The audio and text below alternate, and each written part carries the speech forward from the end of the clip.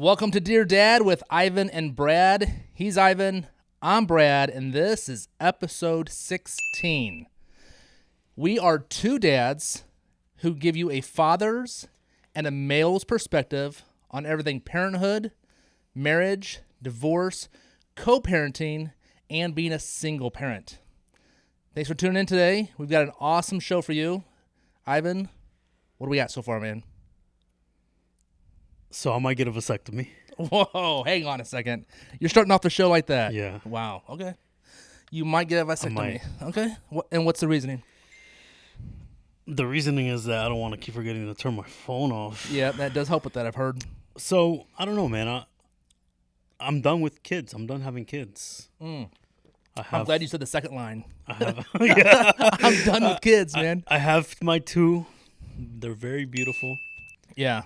And I'm very happy with them. I like them most of the time. Like 99.99%? Yeah. Yeah. And I don't want more, man. I'm almost. You might mess it up. I'm almost out of the stage that I hate the most of being a parent. Which is the car seats. Yeah. I was done with the car seats 3 or 4 years in with each kid. I'm just like, holy cow, when do they grow up and get out? Boosters? No. I'm saying mentally I was. I'm like, I want to get out of these car seats. I want to, but. It's the worst, man. The buckling up and, especially the younger they are, the harder it is. You got to get under them and around them and got to make sure they're locked in. Yeah. Those clips are always a pain in the butt to get in and out, So, like right now they're both in boosters. So it's just the bottom part. It's not so bad. They can buckle themselves in and stuff, but like I want my son riding next to me already, shotgunning it. You know what I mean? Because that's gonna be so cool, man. When my son is shotgunning me. And then that's not something they can fight about for 2 years at least, because 2 years apart, my daughter, whatever. Right. But yeah, man, diapers and worrying about everything. I don't know. It's just I'm done. I want to enjoy my 40s. I'm 28. Yeah. So by the time my kids are at least in college, I'm barely gonna be 40. So, I just want to chill. Yeah, I hear you. I hear you. You're done having kids too, right? I am. Yeah, I try a lot, with Tanya, but to have kids. No, I don't try to have kids. I always keep practice though. You know what I'm saying? I always keep the practice going. Right. Does she want kids? No, she likes my boys, right? Which are now our boys. Right. So, yeah, she enjoys that. So how do you guys? What's the correct word? What's that medical term for being careful? The medical term abstain? No, no, that's a religion form. Okay. What do you guys do to not have kids? I would have to say my pull-out game is strong. Strong. Okay. Yeah. That's all you guys do? No condoms, no birth control, nothing? Nope, not into any of that. Okay.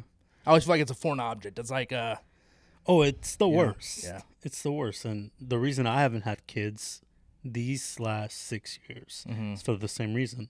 Also, pull-out game is strong. Yeah. But I don't know, man. I know that if I do get into a serious relationship, that's going to be very... Because it's easy to pull out when you're with a stranger. Sorry. But like with random women, also not as good. But you know what I'm talking about, right? And... Can you see out that hole? Yeah. Can you see what the top of that hole is that you're digging out of? I know. But when you're with a partner, your partner might expect certain things, right? So, well, if you're lucky, depending on when you find that next special person, they might have children, or they might be past the point of thinking, you know what, I've gone this long without children, and the guy I'm with right now, he's got 2 amazing kids, kind of like Tanya, and so she's like, yeah, I'm happy. I want to move into this next portion of our life with your boys, and when they move out, you and I can travel. We can go do stuff. We can have our weekends together. Right, and she's looking forward to the time where we get to spend alone instead of having a baby babysit. crying all the time. And all of a sudden we're like in our 40s and get this crying baby, which a lot of parents, are in their 40s now and have babies, and power to you. I couldn't do it. I couldn't either. I mean, I guess if I had to, I would have to. But I get that, but what I'm trying to get to is that pulling out is not always fun. You can't pull out forever, Brad. Well, no, you just gotta wait till menopause kicks in. Playing the waiting game. Damn. So that's your reasoning. Then you're like, man, I can't pull out forever. Yeah, man. So I'm going with the vasectomy. Because let's be real, we're all adults here. I mean, there's not two much of us, better. yeah. There's not much better. So getting a vasectomy? Than not pulling out. Oh, okay. I gotcha. So as soon as I'm able to not do that Mm-hmm. and not worry about anything, the better for me. Gotcha. Right? Gotcha. So, like with random women, like I'll wear protection because it's the safe thing to do. Mm-hmm. But I'm talking about like once I'm in a long-term relationship with somebody, Right. then I will want to not have to do that. I hear you. And I'm sure that person will want to not have me do that either. Right. But yeah, man. So I got a couple weeks to really, because I got my referral. Oh, so you set the appointment? I have a referral with the urologist. Okay. I have not made an appointment. Oh, My referral, kind of like a consultation. yeah, Gotcha. the initial one. They probably, I don't know what they do, try to change their mind or something. I don't know. No, they probably just clarify your reasonings and. Do they? I don't think so. That maybe seems not unethical. Okay, well, maybe not reasonings, but like just like, hey, what are we doing? Are you prepared for it? What's your medical status? You probably want to know, like, do you have high blood pressure or, anything like that? Because I'm guessing they put you down for a little bit. They don't. Oh, they don't? You stay fully awake. Oh, it's like shot, numb. They numb it up. Boom. They snip, burn, whatever. I had a friend who, one of his, Don't give me no horror stories. Well, I've got one for you. Don't. I don't want to hear it. Okay, well. Because no, the reason I'm really not so sure is because I don't want to go on the table. Like, my mind is set up. I don't want kids. Mm-hmm. I'm perfectly fine with getting a vasectomy. If they could just give me a shot to do it, Right. to be sterile, I would do it today, yesterday. My thing is getting on the table, getting numbed up down there. Yeah. It's my moneymaker. Yeah. So It's your money maker. yeah, that and my beard. That's all I my got, Brad. That's all I got. That is all I got. Okay. There's probably a couple other things. No, man. Well, my calves. That's about it. Those three things: calves, baby maker, and beard. I gotcha. So yeah, man, it's gonna be a tough couple weeks for me. Yeah. I thought about it as in, like, I thought about, like, what it would be like to go through the process and, like, the aftermath of, hey, that wouldn't be so bad, but I just told myself, like, yeah, I just can't do it. Why? What are you afraid of? The bad. The snip. Something goes wrong. Like, something. That's what I'm saying, man. Like, I don't want to get on want- that table. I mean, it might be fine for the very next day, or you could be swollen for a little bit. Well, it's supposed to be painful.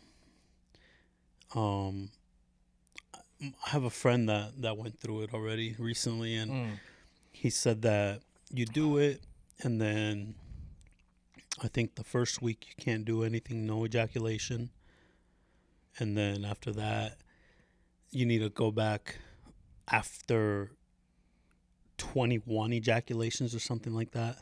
Not 19, not 23. So I think he said 21. I think that was a 21. specific number. That's the magic number. I guess so. And then you come back, and then they test your sperm or your semen to make sure there is no more sperm or whatever. I don't know. Gotcha. Medical talk. Right. But Wow. yeah. Well, let me know how it goes. I'll live vicariously through you and only through you. Yeah. Nice, man. Nice. Okay, well. How was your weekend? Man, my weekend was hot. Beautiful freaking weekend, man. Saturday, I relaxed inside for most of the day. Then we went to McMinimum's Elk Lodge or Elk's Temple in downtown Tacoma, and it's kind of cool. It's got like all these different places to eat and drink, and you can there's a secret room that you gotta try to find. There's 5 floors on this place, and it's on Broadway, right up from the Domino's down there on Pacific. It looks like a oh my gosh, it's a big white building. It's just square. When I see it, it looks like it reminds me of who are the old guys who wear like the red tall hats? They're all part of The ones that Masons, the Masonites, or something like that. It's nowhere near that. Okay. Anyways, that's what I think of every time I see the building. Brad, can I ask you a question? Completely unrelated. Go ahead. Completely, like I'm changing the subject. 100%. Like, what's my favorite teddy bear? Or You say that again. Your favorite what? my favorite teddy bear. Okay. Okay. First time was a little iffy. Yeah. So, have you ever had a conversation with somebody and they refer to somebody they're speaking of in their first name or their title as if you know them? Oh, like if I were to say, like my buddy Jack. No. And you're like, I don't even know Jack. No. Oh. Close. Worse than that. Like Mr. Smith. No, like, oh. Yeah, me and Jack were at the library yesterday. Not my buddy Jack. Me and Jack. Right, like you not like I Did we have Jack. this conversation already? No. Or they'd be like, Mom went to the river yesterday. Like, no, that's your mom. Right. Not, I tell my brother, Mom wants us in the living room. Right. Not to you. Hey, Mom made us dinner today. You want to come over? Right. Dude, there's nothing that irritates me more than that. And I'm sorry to say, but it's white people that do that. Why? I've never done it, so I don't know. Never? No. I would never tell you Mom or Dad did this or Brian or Tim did this unless you had met them before. But I would refer to my brothers as Brian or Tim. But not Mom. But not Mom or Dad. I would say my mom or my dad. Dude, there's almost nothing that irritates me more than that. I cannot stand it. Yeah. I don't get it.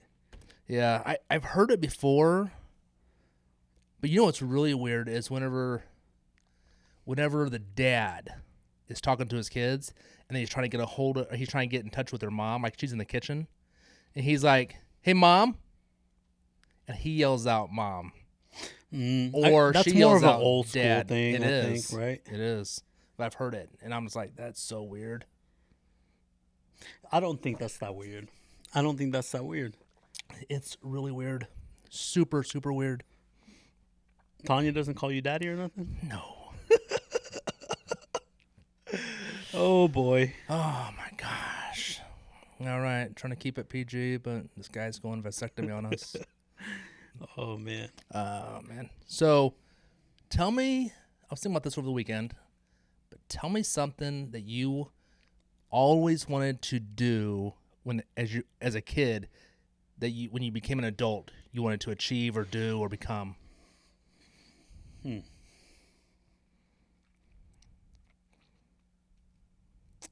I did want to be a lawyer when I was younger, but once I started going through school, I realized I was terrible in school. Mm-hmm. Like, I hate reading. I hate homework. I hate tests. I hate all of it. Mm-hmm. I'm not good at it. I can't sit down and study for a test. I can't read a book, man.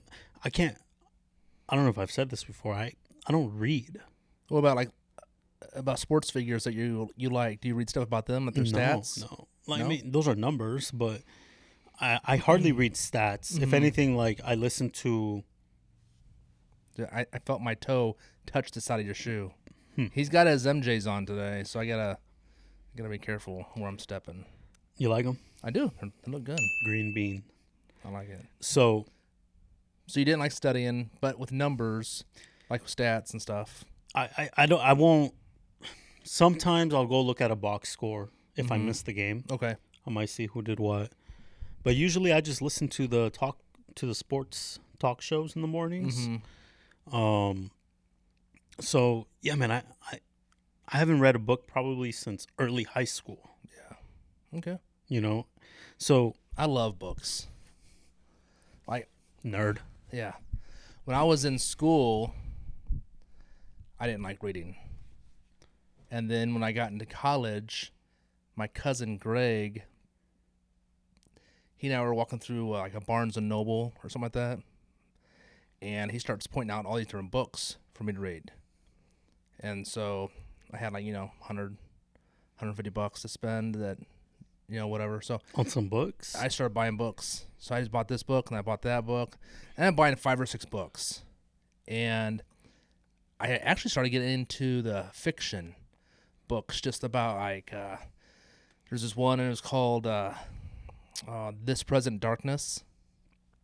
And it's about real characters going through stuff, but they're being manipulated by the unseen world, by like the angels and the demons and stuff like that. And it was actually kind of cool. And I was like, this is pretty cool. It's like being kind of manipulated or having events happen because it was pushed, by certain things happening in the unforeseen. So, but yeah, they got me into just reading books in general. And then as I progressed, I started mixing in self-help books and like sales books and leadership books and all these different things. And then now almost all I listen to. Did the self-help books help you at all? Do you think? Yeah, they did. My verbiage and my mental thinking around business people and in sales and customer service, I think was fashioned because of the things I heard. In the self-help books? Mm-hmm. Yeah, my a lot of my just verbiage, like how I speak to people, is because of what I listened to in those books, or what I read in those books, or listened to them in TED Talks and YouTube videos. Interesting. Yeah, I've never been a fan of the self-help books or videos or anything like that. I don't know why. I've always kind of seen them as a scam. Mm-hmm. What about coaches? You think like a basketball coach is a scammer? No. Well, that's kind of what they are, though. That's so different. It's really not. Yes, it is. Okay, I'm going to explain why it's not. I'll explain why it is. Okay. Well, go ahead. So, a basketball coach sees the potential in an athlete and coaches them. And knows them. Knows over time. Yeah. You has to know them. There's no overtime in a self-help book or a TED Talk. Right, but a coach could easily walk up to somebody and say, hey, man, if you try pointing your elbow in like this and releasing it here instead of here, just try that one time for me, a couple times, and see if it makes a difference. You can give someone advice once or twice, and it can change their life, or you could get to know them like a coach over time for a long period of time and make even bigger difference in their life by coaching them through all these different things. Where a self-help book, I feel like I am reading from a coach's point of view on what they think that I should do, but at the same time, I'm coaching myself because whenever I read that book, if I get a lot out of it, I go back and read it again. If I get something out of it, sometimes I'll just write it down in a notebook and keep it, and then I'll move on to another self-help book that I've been wanting to read on maybe the same subject or a different subject. And then I read that, and that person, that author, says something or a few things that click in my head, and I'm like, oh, I never thought of it like that. That's interesting. When we say self-help, are we talking about self-esteem? You're talking about, what do you mean by self-help books? Like, I want to get better at leadership, so I'm going to read a book on leadership. I want to get better at sales, so I'm going to read a book on sales. I want to get better at finance, so I read a book on finance. When you said self-help, I thought you meant like about your self-esteem, your attitude. Yeah. No, I think there's books like that out there. Stuff. That's what I was referring to. I'm sorry. No, you're fine. You're fine. I think that those books can help certain people also. I think the thing is it's kind of like friendship in life. You go through life, and I'm sure when you're a kid, you played with a lot of other kids. In first grade, second grade, third grade, all your elementary school years, your middle school years, your high school years. And how many of them to this day are your best friends? Are your good friends? None. Okay. However, if you would have picked up 2 or 3 along the way, and it's probably because your attitude sucks. But anyways, let's just go on. No. Brad, you know I'm probably one of the nicest people you've ever met in your life. Okay, you are. You're very nice. So what I'm saying is as you go through life, you pick up people and you lose people. And sometimes you purposely lose them because you're just kind of like, yeah, they're not good for my life anymore. So you let them go. Yeah. And I feel the same way about books. So I'll pick up a book and I'm like, that's a good book. I'm going to hold on to this book. I might read it again in the future. And sometimes I do, and sometimes I don't. However, I always think if I don't ever read this again, either my kids could read it or I could give it to somebody else who I think would benefit from it. And it's a way to teach them. So one thing I do to get something ingrained in my head, because I know like when I was in high school, in grade school, if I didn't read it multiple times or if it wasn't interesting to me, I wouldn't get it. So when I go through a book now, if I plan on keeping that book, I just highlight it. I start highlighting, and then, so like for instance, I read this one book. It's about a year ago or so. I read it, and I'm like, that's a good book. I'm gonna go through it again and read it, and this time I'm gonna highlight. So I read it a second time, and I started highlighting. Then I read it a third time, but the third time I only read what I highlighted. So I didn't read anything else but the highlights. And it was just like got ingrained in me and actually changed my perspective on thinking about how I go about interacting with people. And I've learned a lot of things from a lot of people, but I haven't necessarily learned everything I know from one or two people. I've pulled maybe one or two things from this person, couple from each one of these people. Everybody has a lesson. Yeah, and so I feel like everybody can be your mentor if you let them be your mentor. You can learn something from your kids, even though they're a lot younger than you. They What have can you learned mentor from you me? for just like a, what's that? What have you learned from me? How to dress. You dress pretty cool. That's it? You don't even dress like me, though. No, because I can't dress like you. So I'm like, Then- hey, you dress is cool. You can't learn something and not apply it. That's a waste of time.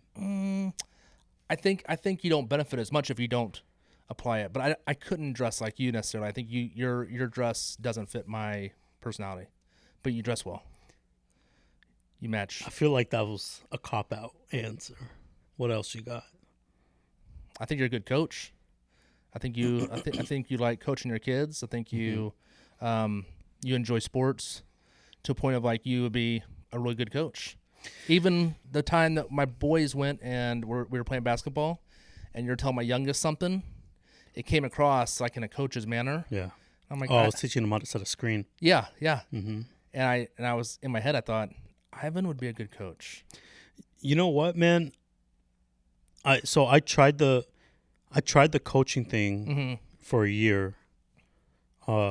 My friend he came to be the head coach of the high school football team at my alma mater. Oh, I think you told me this. Right. Yeah. And he asked me, he's like, "Hey, you want to come on?" Mm-hmm. I was like, "I've never done it before. I love football, but I don't know the behind the scenes of it, of coaching and stuff too much. Mm-hmm. You know, I know how to coach an athlete. Like I can coach a fighter all day, right? But I don't know how to coach exactly a football player, especially whatever position you want me to help with, or whatever, you know." And he was like, "That's fine. Just come on. We'll put you somewhere. You can whatever, right?" But basically, my role was just to talk to the guys. You know, my friend was very honest with me. He said, "I want you here. I brought you here because I knew that you would bring your kids along some days, and I want them to see you being a dad, because that sets a good example. You know, especially Hispanic, young, divorced, whatever, right? You're still being a dad, and this school is not in the greatest of neighborhoods, and so a lot of these kids don't see that all the time, you know. But being on that staff, man, I met a lot of cool kids. You know, my brother goes to that school, so every time I go by to pick him up or drop him off or whatever, they see me, they hug me, they shake my hand, they say, That's "What's awesome. up?" Whatever, you know. And it's really cool. I did learn a lot about coaching too, and I would like to do it again. Hopefully in the next year or two, he'll be back to a coaching position because something happened there, and hopefully he'll bring me onto that school too. But we'll see what happens. But yeah, man, I do love coaching. I like coaching my kids. Yeah. That's awesome. Yeah. So circling back to my original question, when you were a kid, you thought about being a lawyer, Oh yeah. but then you gave it up because you thought, I don't like studying, I don't like all the homework, you know, all that kind of stuff. So Yeah. then did you move on to something else? Like, okay, instead of being a lawyer, I'm going to be... No, because the lawyer thing kind of died down once I was already like in middle school or high school. It's like I don't like school. How am I going to do 8 more years of it after high school? Right. Okay. You know, I wish my mom would have pushed me more towards that though. Whether I liked it or not, because sometimes I do feel like that's the right thing to do. I don't know. I've never really had goals like that, dreams of being this or that. Right. You know what I mean? Mm-hmm. It just never was instilled into my brain. You know, like with my kids, my son, he often tells me now that he wants to be a lawyer. Because from when he was little, I told him, like, hey, you could be a lawyer, you could be a doctor. He picked lawyer very young. Mm-hmm. So now that's kind of what he's rolling with. And just the other day, he was like, him and my daughter were talking. He was like, Bella, you could be a lawyer with me. You know, so now he's throwing that to her. She's like, no, I'm an artist, but whatever. So I'm taking that and I'm throwing it on them. You know, you want to be a lawyer, doctor. You know, what do you want? Mm-hmm. And I had a conversation with a customer one day. It got pretty intense because I had a picture of my kids on my screensaver in my car. Yeah. And she saw it, and it was my son throwing a football. Mm-hmm. And she was like, "Oh, you got the next Russell Wilson." I was like, I don't know about that. You know, he's probably not going to make it to the NFL because of his size. Mm-hmm.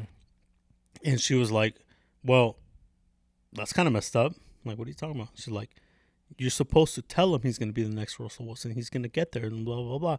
Like, I see what you're saying, but you're incorrect. Because I want my son to have realistic goals. Mm-hmm. I don't want to push these goals onto him and ideas and dreams just to crush him later on. Mm-hmm. Because by the time he's in middle school or high school, we'll know where he's at because of his size alone. You know what I'm saying? Mm-hmm. Like, I'll tell my kids they can be the president of the United States of America. I have no problem with that because they can be, whatever. You can't be Russell Wilson, though, or you can't be Tom Brady because, first of all, the size, second of all, the arm, so on and so on, right? Like, I will always push my son and give him confidence, like, say, hey, you're going to be the best high schooler. You can be the best middle schooler, whatever, right? Whatever level he's at. But I'm not going to tell my son he can be the next Russell Wilson, especially not right now, because he's going to always have that dream and then that goal, especially coming from me, you know? So. And so you're saying he couldn't be the Russell Wilson because of his height? Like he would never get tall enough to be able to see over the line? Is that what you're saying? Yeah. What about a pitcher, though? Could he be a pitcher? He could be a pitcher. Although pitchers usually are pretty huge. Baseball players are huge, you know? So it's just that. Yeah. Like, I will always tell my son he can be whatever he wants to be, except if it's really unrealistic, you know? Because if at middle school, my son, or at high school, my son looks like me, and he says, I want to be as fast as Usain Bolt, I'm going to be like, come on. You know what I mean? Because it's just being realistic. It's not about me being a jerk and crushing their hopes or whatever. Right. It's just I want them to think realistically. Gotcha. You know what I mean? Yeah. So that was my thing when I was younger. I didn't get anything pushed onto me. So I never had those dreams and goals. What about you? What'd you want to be? I wanted to be an actor. Yeah. I always thought acting was cool when I was a kid. I just playing pretend. I used to go around playing like I was Superman. I'd go from Clark Kent to being Superman and all that kind of fun stuff. And then Can we do something super fun right now? we can do something super fun. Do you know any lines from anything? Maybe something classic like a like a Romeo and Juliet or those types of things. Do you know any of those? Any lines at all? I don't know because I didn't read those stories when I was in high school. No, me neither. Why? Give me something. I want to see you act a little bit. Give me something. Oh shoot! I used to do Tombstone. Did you ever watch Tombstone? I don't believe so. When Val Kilmer played Doc Holliday, and then I can't remember the other actor's name. I think it's not Booth. What is that guy's name? I don't know. He played Johnny Ringo. So I used to always like watching that scene and trying to like play it out and act it out and stuff like that. I always thought it was pretty cool. Show us. Oh, show you. Well, shoot. Now that I'm on the spot. Hopefully I won't choke. Forget the lines. Okay, so I'll set the scene. Wyatt Earp is supposed to meet Johnny Ringo in the woods or up on this hill, plain, whatever you want to call it. And so Johnny Ringo is sitting up there waiting for him, kind of kicking rocks, walking back and forth real slow. And Johnny Ringo is super fast gunman. And he's a bad guy. And the actor Russell, just forgot his name. Kurt. I have Who knows? I don't even know It what doesn't matter. movie It you're doesn't talking matter. about Okay. at this moment. So anyways, he's supposed to go up there, right? But Doc Holliday, who's the good guy and is also extremely fast gunman, pretends that he's sick. So Wyatt Earp is like, I'm going to die, aren't I? He goes, yes, you are going to die. You cannot beat Johnny Ringo. So he goes, okay, well, it was nice knowing you. I hope you get better, blah, blah. So he leaves. Well, Johnny Ringo, without anybody knowing it, the film didn't even show this, got on his horse, rode up to that hill, however many miles away it was, and starts walking towards Johnny Ringo. And so Johnny sees who he thought was Wyatt Earp and goes, Wyatt, I didn't think you had it in you. And all of a sudden, Doc Holliday looks at him and says, I'm your Huckleberry. And I can't even say it right now because I'm on camera. He goes, I'm your Huckleberry. And he goes, Doc? Why, Johnny? You look as if someone walked over your grave. The fight's not with you, Holliday. Oh, I'll beg to differ. We started a game we never got to finish. A game for blood. Remember? Yeah, I was just fooling. Oh, I wasn't. And this time, it's legal. All right, Lunger. Let's do it. Then they have the showdown. Johnny Ringo, pulls his gun. Doc Holliday pulls his. I feel like I'm there.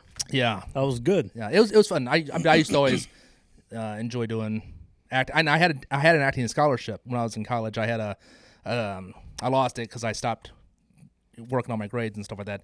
However, I got an actor scholarship after my first year of college. I was in a lot of the plays, and they had a scholarship come available, so they offered it to me. I took it, and then I basically let them all down because I didn't go to class and fulfill my grades like I was supposed to, so I lost the scholarship afterwards. But, yeah, I got too much into the party life and just chilling and being who I wanted to be, and so, yeah. But no, today I still enjoy acting. Like, I've still done acting skits over the last 20 years. I've, done different things up on stage at different places. But yeah, I think it's a neat skill to have. However, I don't think you're ever real. Like, you're never real. Like, so, for instance, Mel Gibson, when he was playing in Lethal Weapon, or any of the guys nowadays, who were these big time, Steven Seagal. Yeah, or like The Rock, or like, these guys are not real martial artists unless it's like maybe Bruce Lee, Chuck Norris. Steven Seagal, yeah. Jean-Claude Van Damme, yeah. The best. He's the GOAT. I don't know about that. I like him over Bruce Lee. I don't care what nobody says. Oh, that's okay. You can. It doesn't mean he's going to win, but yeah, you can still like him. He would win in a fight. Against maybe like Bruce Lee when he was like 12, before he even started training. No. Yeah. However, it's a lot of Hollywood is made up.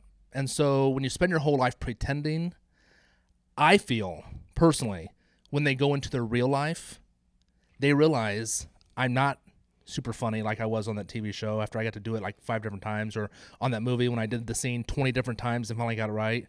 I'm not a real action hero where I jump off of buildings and, can parachute from here to here or whatever.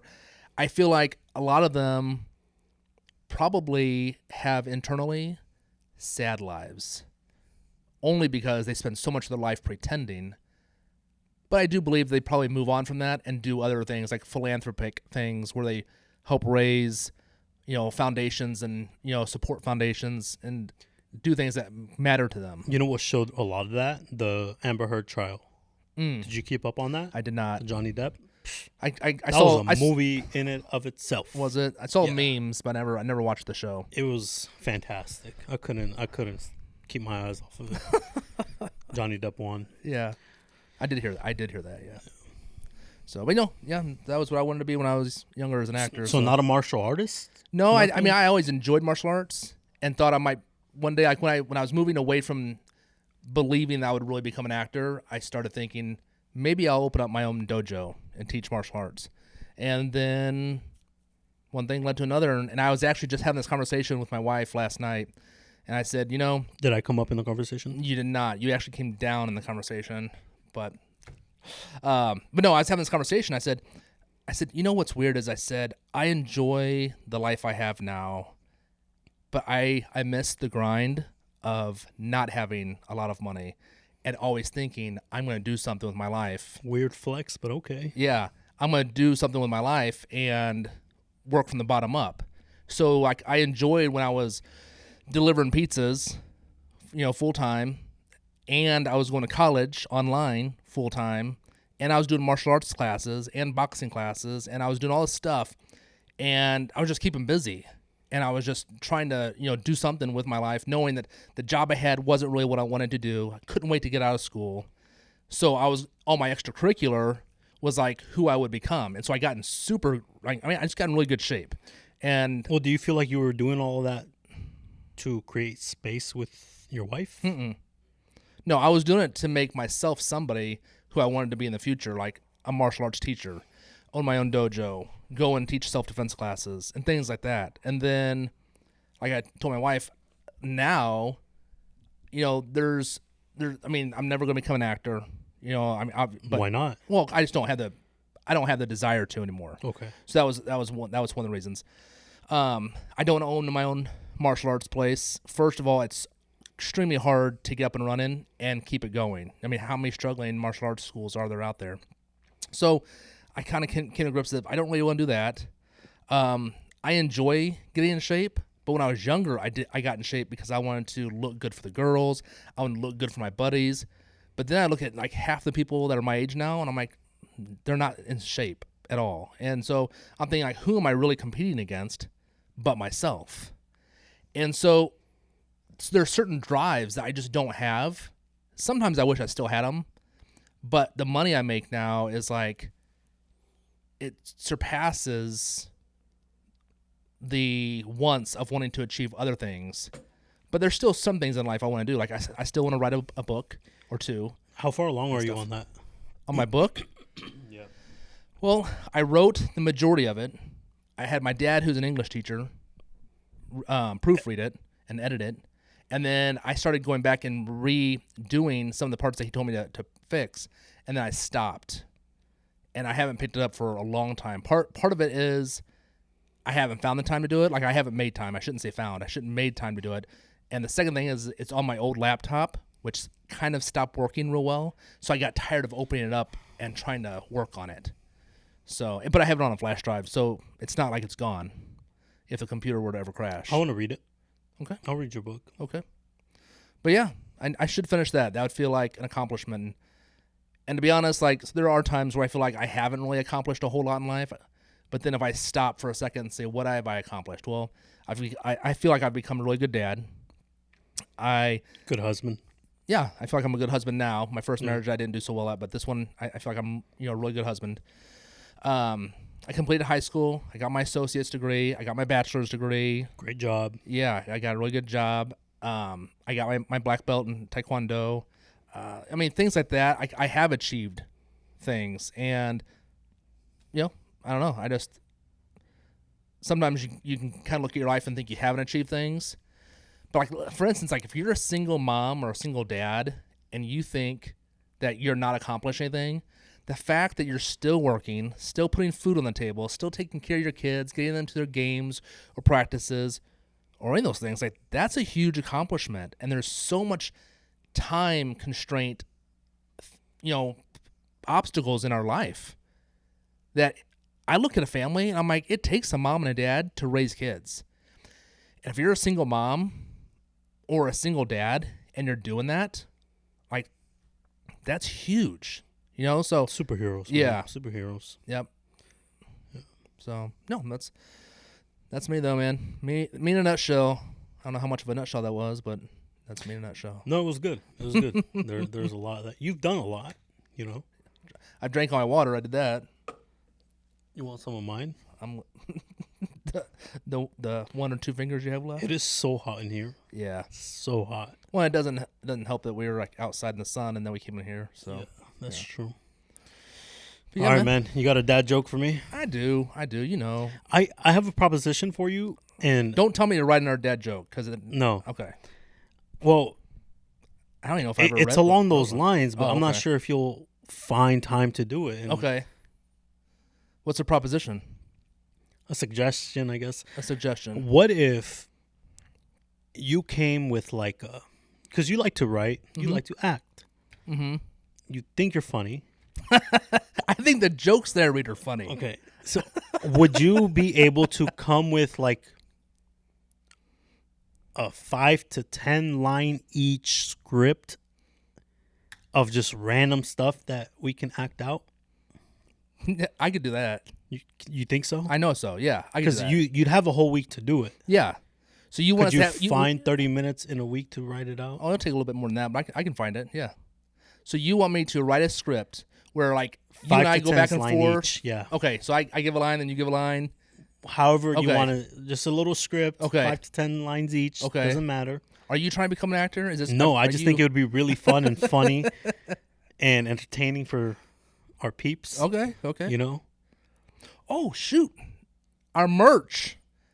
I meant to hold it up today just to remind you guys to go check out our merch shop. Yeah, check it out. We got mugs, socks, sweaters, shirts, sweatshirts. We do not have shoes. We don't have hats or scarves or ties. or sunglasses. Yeah. Yeah. So, pinky rings though, they're coming for your little toe. They're coming. All right, ready? Here's a dad joke. Go ahead. Okay. So everybody's always asking like, which came first, the chicken or the egg, right? So I ordered a chicken and an egg online. I'll let you know. So stupid. Oh,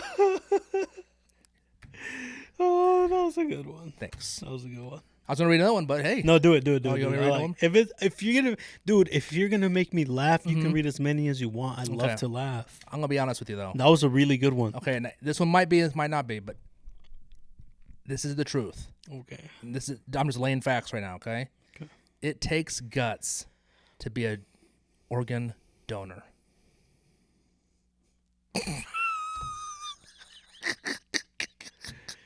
Man, you should have left it at the one. Oh shoot, that one got me. That one was funny.